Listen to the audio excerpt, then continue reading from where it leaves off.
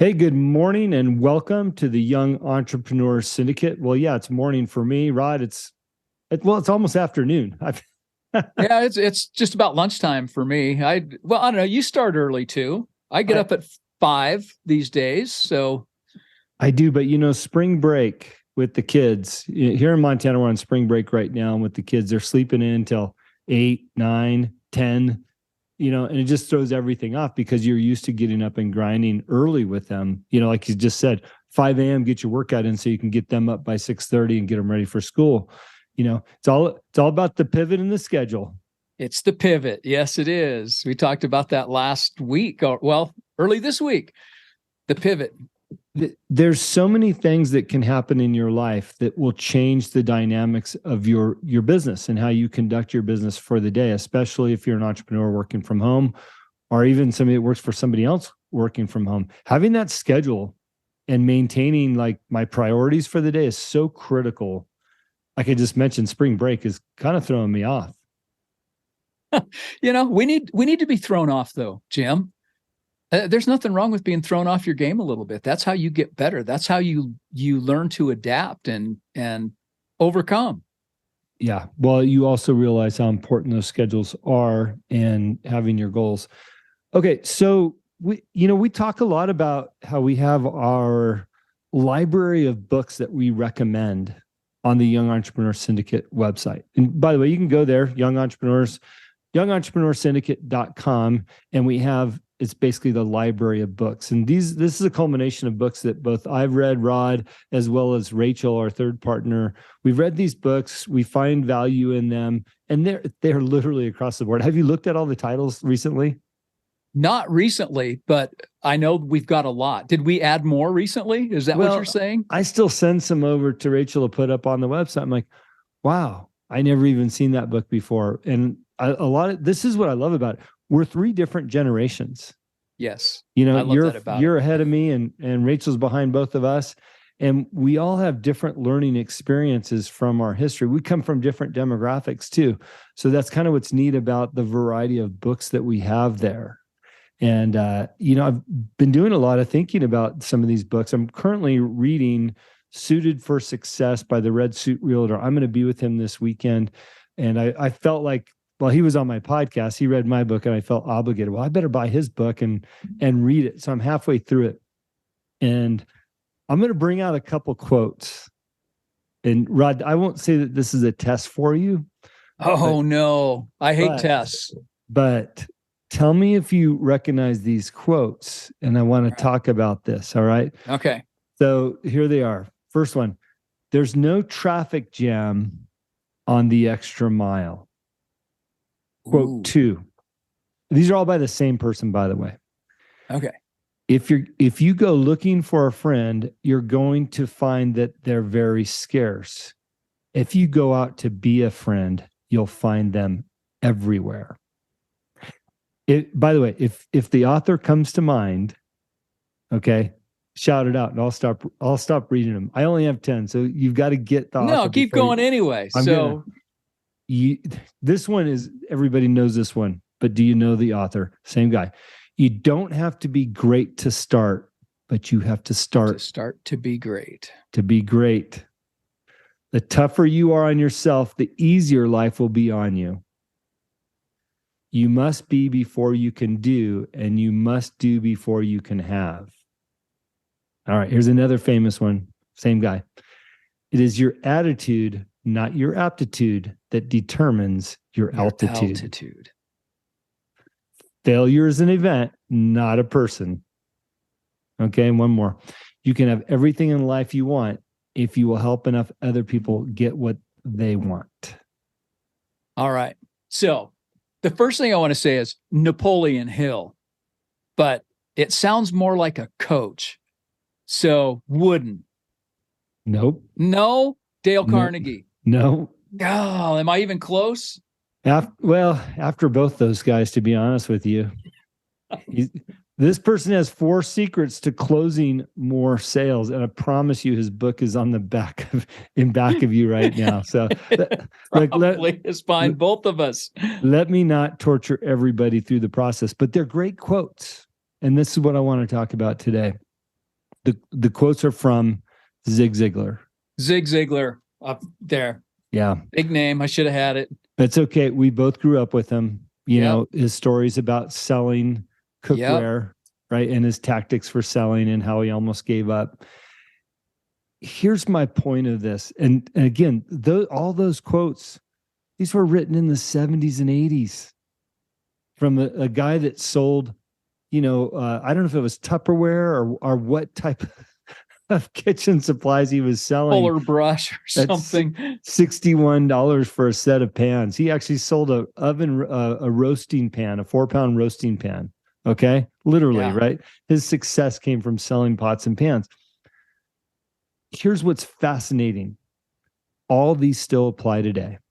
Absolutely. There's no secret sauce in what needs to be done to find success in your life, in your business, in making a sale, improving sales, improving relationships.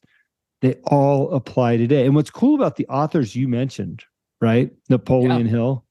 I mean, we're talking about the 40s and 50s. Same stuff. Yep. You could have easily exchanged his words for Zig Ziglar's, and you can exchange their words for just about anybody that's speaking today in public and what they're talking about doing. What resonated with me in Suited for Success with the Red Suit Realtor was he was talking about reading Zig Ziglar. Now he's 10 years, 15 years younger than me. Right. Okay. So he's in his 40s, early 40s. Early 40s. Yeah.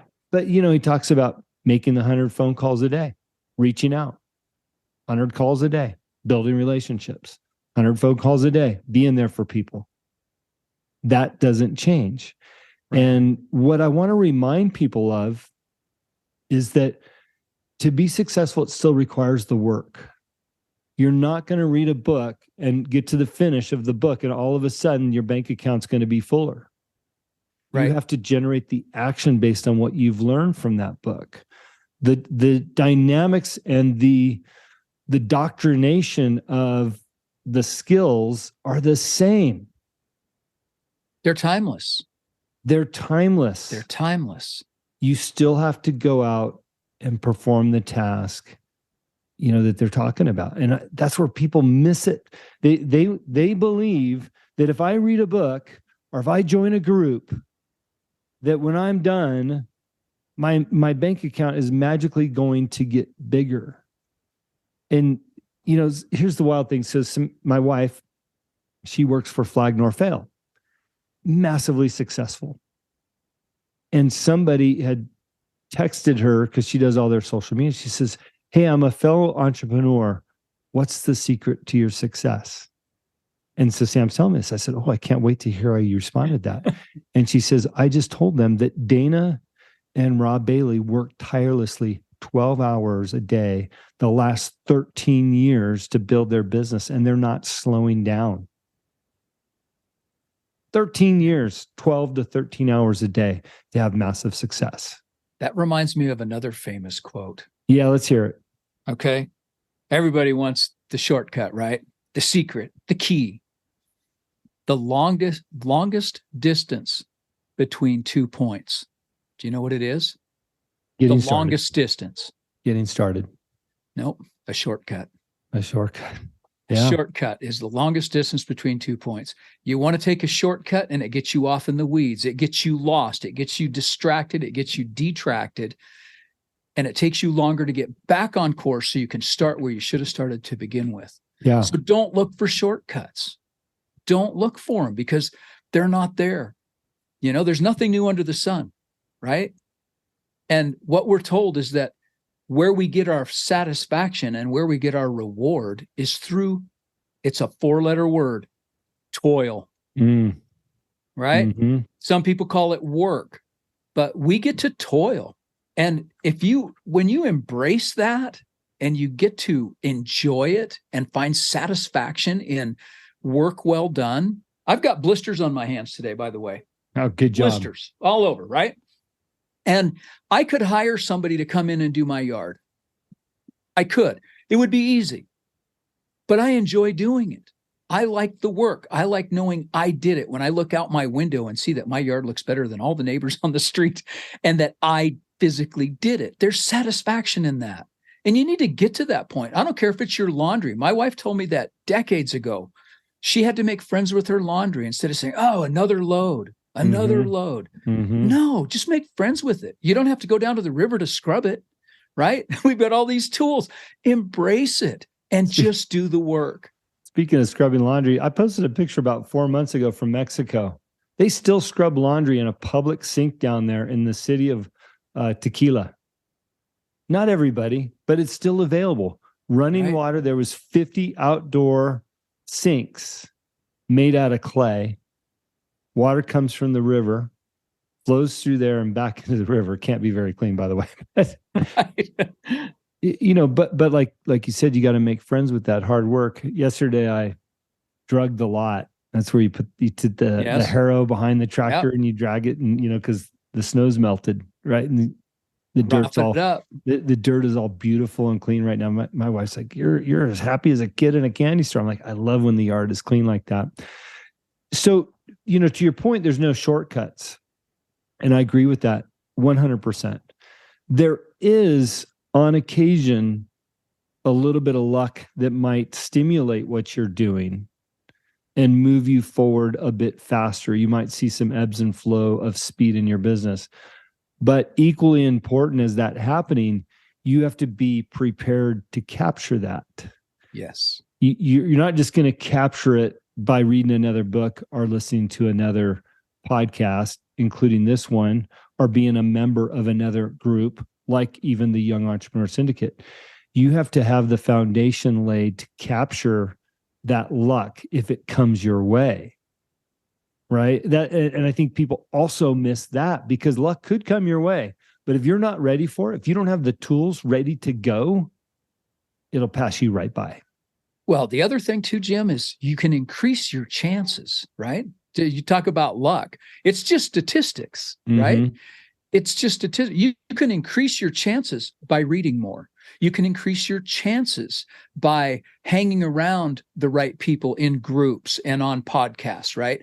By ditching your friends who go out drinking all the time and spending some time with some professionals who are successful and do have it, where they're going to community functions and benefits and other things that are helping people instead of just looking at gratifying their, I worked hard all week, so I deserve it, And in fact, here's one of the posts that I put on my Instagram this week. And I woke up in the morning and I don't even want to say what it was that triggered it, but my post was real simple. And it is this: it's not all about you, right? It's not all about you. When you get yourself out of the equation and you start looking outward, like the Zig Ziglar quote, right? When you start looking to make yourself a friend to other people, when you start looking for ways to inject your knowledge to help other people, that's when you're going to find people who are going to want to help you. They're going to align with you and what you're doing. And is that going to increase your odds? Absolutely. And sometimes it's just like the books and podcasts and what we do. We all need reminders, because I think inherently we know we just have to work, right? But we need that reminder. And we also sometimes need somebody different or somebody to say the same thing a different way for it to actually resonate with us. Yeah. And so that's what I look for. There's nothing new, but how can I say it differently what story can I add to it so that it will be real to somebody else and they can take it to heart and make it work and help them launch themselves to that next level. It's interesting when you really evaluate where your success comes from or where it doesn't. I could blame myself every single time for not having the success that I see in my mind by evaluating my output. Like literally, evaluate your output, what you're giving versus what you want. If what you want is way up here and what you're given is way down here, you can only blame yourself for the gap in between. And I believe so often that people's expectations are they deserve what's way up top, and they're not willing to give anything to get there. And I'm just being transparent, like I know the difference between what I really think I want and how much output I have. And I go through ebbs and flows of I'm on all day, every last minute, I'm efficient. Right. And then I also know other days, well, I just blew 2 hours, whatever, doing what, whatever that looks like, And so I can look back at that. And I guess I'm just encouraging people not to be dissatisfied with where they're at, but really evaluate, what they're putting into it and what their realistic expectations should be, and know what that barometer looks like, and know that if they increase their output based on what they've evaluated about themselves, they can see a noticeable change. And putting tools in place to do that, or to be able to do that, will help them succeed. Or change your expectations to your own reality of what you're giving out, and be satisfied with that and be happy with that. It's okay to be happy with the level of output that you're giving, but Right. don't create a level of dissatisfaction where you go into a form of depression that you're not good enough, you're not succeeding, you don't have what other people have, but have a true understanding of who you are and what you're giving. Here's a quote I just came up with while you said that. Have set high goals with realistic expectations. Right? Yeah. It's okay to have high goals, big goals, but let's have realistic expectations of how you're going to get there. And that's really what it is. How are you going to get there? Put in the work. You want to get there faster? Put in more work. Yeah. Or get somebody to help you duplicate your efforts, right? That's another way to do it. And there's nothing wrong with that either. Get partners who are like-minded so you can double your efforts. So, Rod, just in a form of closing the subject out, how do we, give more work? How do we, what tools are out there for that? And I'll rattle off a few, and you could rattle off a few, because I think if you're listening to this, you're going, okay, I get it. I can work more, I can bring more value with the right tools. Well, what do those tools look like? We talk about them. And for me, one of my tools is my yellow pad. It's sitting right here. I live by this thing. I list out what's important to me that needs to get done on a daily basis. Okay. So if I realize when I get up in the morning what needs to be done, I attack that first, right? So I become efficient. And then as I get further down that list and the day goes on, I realize the level of importance that may or may not need to happen. That's one of them. I think other tools that exist are available to people. We talked about at the beginning of the show. There's so many great books out there to read and get in touch with and learn even one thing from one book. It doesn't matter who wrote it. You're going to find something in extracting that information. So reading, podcasts are great. There's tons of them on all different subjects to make you better. Spending some quality time listening to a podcast instead of digging into 2 hours of The Bachelorette or whatever those shows are that people watch, right? There's also membership groups like the Young Entrepreneur Syndicate. You can join a group like ours, or there's many others out there where all of a sudden you drop into a community of like-minded people, and you can share those ideas and collaborate with people and build up your tool chest to be more successful. So there's 3 or 4 that I could think of immediately that are almost zero cost to entry to have more resources. I appreciate that, Jim. And I'm with you because I do much the same thing. If you saw my notebooks, I have notebooks all over the place because I never know when I'm going to get an idea. And I still haven't figured out that this thing can take voice notes, right? Yeah. But the first thing I'm going to say is people need to understand, and some people may be struggling with this, you need to find that extra time. If you're thinking, man, I come home and I'm just spent, I'm beat from the grind that I do every day. Well, embrace the grind, number one. But when you come home, find ways to leverage the time you do have. You mentioned The Bachelorette or whatever you're watching on TV. So do this. Here's one thing to do. Cut out one TV show. Just cut out one. You're probably watching more than one. Cut out the news. I'm telling you can live without the news too. Okay. So sure. for years, Jim, for decades, actually, I watched the news. I read the paper every day. And I'm not unaware, believe me. I'm aware of what's going on out there, but I get my news a different way now. I'm not sitting there having somebody else feed it to me. But there's the one tool is give something up to gain something. Replace it with something better, right? Reading a book, joining a podcast, joining a group. A Monday night for an hour with a group that helps mentor you versus an hour spent doing nothing or watching a mindless TV show. Pick your poison, right? You want the shortcut, you want the secret sauce, give something up to gain something, right? You have to move things around a little bit. The second thing is look at your time. How are you using that time in your car? When you get in your car, most people have at least a 15-minute commute, right? Yeah. or longer. How are you really using that time? Are you listening to music because you like music? Okay, great. We all like music, right? Use that time. It's productive time. That's where you listen to a podcast. That's where you listen to a book on tape. There are things that we have to sacrifice. And you and I we were not on camera and not recording. We talked about what I used to call the vice close, right? What are your vices? Just give one of them up. Just one. And if you can't give it up completely, cut it back 10%. I don't care if it's cigarettes or alcohol or getting your nails done. How long does it take to go get that? Cut it out. Just one time. If you get it done once a month, do every 2 months. You can find the time and leverage that time. It's all doable. Okay. That's just it. It's not out there, out of your reach. It is in front of you, and you just have to embrace it and get it done. Well, and it all comes back to the reality of how bad do you want it? When you talk about the vices, sacrificing a vice, and what Rod means by that, by the way, is, if you're a double latte macchiato with whipped cream, double whatever, extra hot twice a day, give one of those $7 drinks up times 30 days in a month, you've got the extra dollars, right? Right. And there's all kinds of different vices that you can give up. Like we already suggested, maybe it's a TV show, maybe it's that 15 minutes of music. Instead, you're listening to a podcast. It all comes down to how bad do you really want to achieve those goals?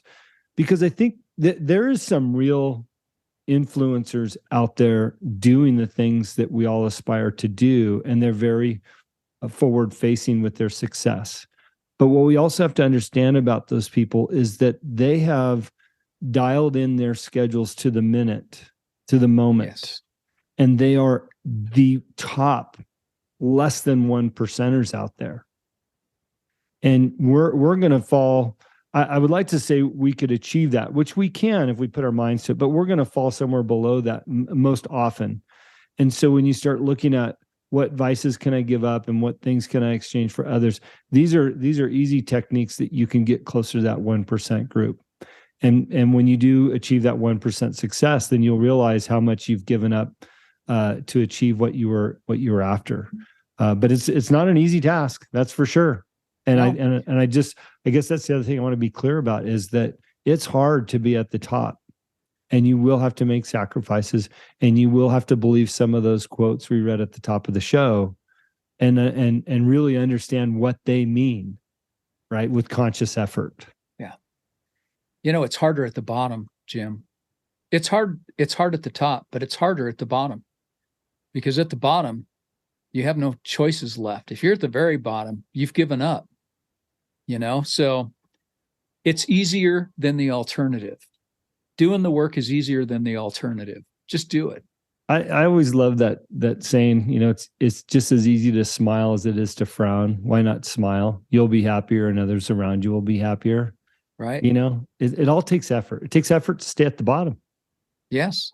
And it takes a positive mindset to be grateful. You can piss and moan all day long. Can I say that?